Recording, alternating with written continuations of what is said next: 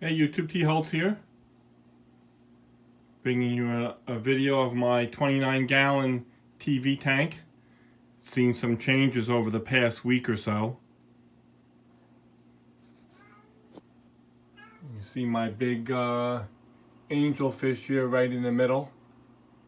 It was a tiny little dime-sized fish that I got from one of the chain pet stores, grown up into a nice fish. I've been watching it. He's been very aggressive. Today, looking at him chasing the other fish, which really isn't his normal behavior. I'm not sure why he's being so aggressive to the other fish in the tank, but he has been the past half hour or so while I've been watching him. You can see he's a really attractive fish. Nice coloration, a nice orange, the black markings. He's got those long filaments there, or whatever you want to call them, coming off the back of his tail. This tank used to have a big grassy plant right here in the middle, and it pretty much took up the whole tank. And I think maybe that's why he's getting some aggressive behavior, because before he really couldn't see. He didn't have this kind of swimming room, and he couldn't see all his tank mates because they were always hidden in the grassy plant that was here. I pulled it out last week. It was just too large. I don't even know what the name of it was. It was just taking over the whole tank. Too large. It was blocking the flow, and just covered in algae. I couldn't get any water to flow through it to get rid of the algae that was on it. I do have a Hydor mini circulation pump here. Always had that. That's a brand new one. The one I had in there broke, but that's the same one that I had.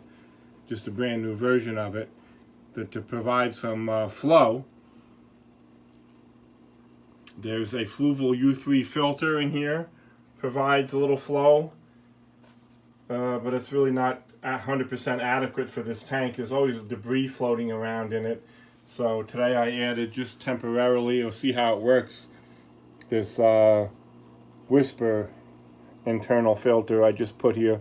Really don't want to see the filter or the hardware inside this tank. You're just supposed to be able to see it as a TV, but I had to add something to try to stop some of the debris from floating around in the tank, and it's done a pretty good job. It's been in the tank only for a couple hours, and as you can see, it's caught some dirt there, and there isn't as much debris floating around in the tank as there was.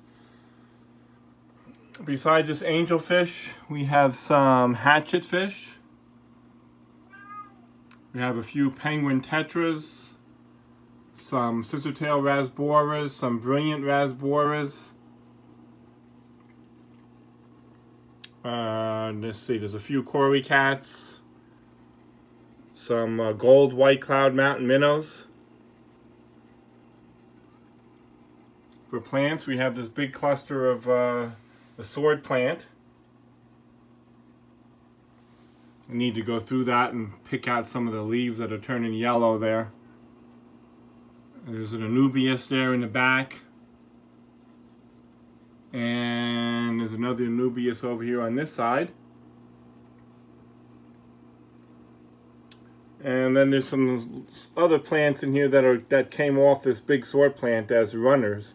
Sent out a runner, and I put all those plants there in the back. There's like 4 or 5 more sword plants there in the back that came off as a runner to this big plant here. And then I planted these separately. I'm not sure where these came from. There's also a couple of Otocinclus catfish in here. Eventually these sword plants will grow here on this side of the tank. Probably get to be similar to this, which is really overgrown over here. But I like to kind of look the way it has with the plants there on the right side and the open swimming space. But that eventually, in a few months, that open swimming space will probably be pretty much taken up by the sword plants over there.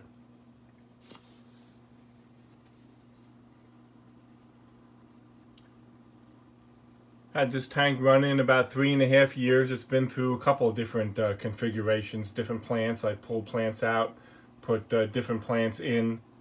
It is a dirt substrate with Carib Sea Peace River gravel as the cap. There's one of my quarry cats.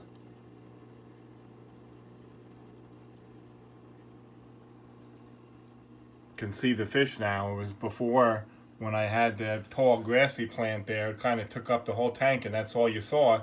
And I really never saw all these fish. They were all hidden in that plant.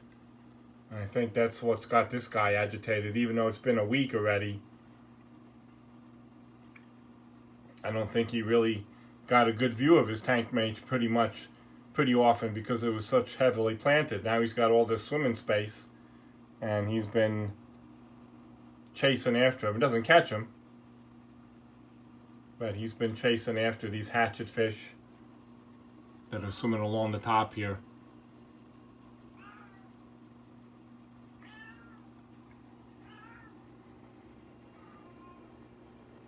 And there's one of the penguin tetras there hiding from the light.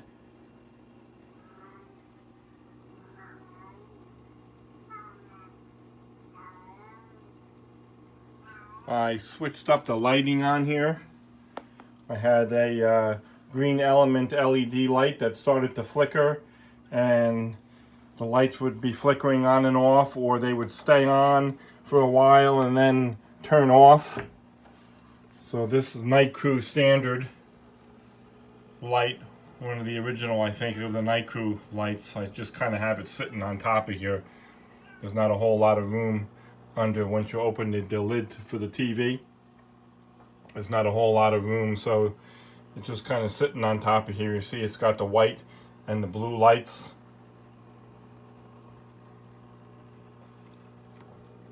That little whisper filter that I put in. Like I said, I really don't want to see the filter or the heater or anything, but I had to do something to get the stop the debris from floating around in the tank, and it's done that. There isn't anywhere near as much debris floating around as there was before.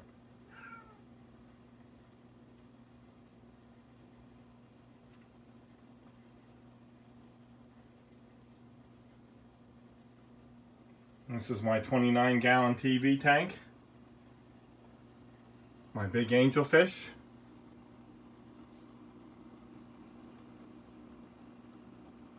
Thanks for watching. Please leave a comment and subscribe if you haven't already.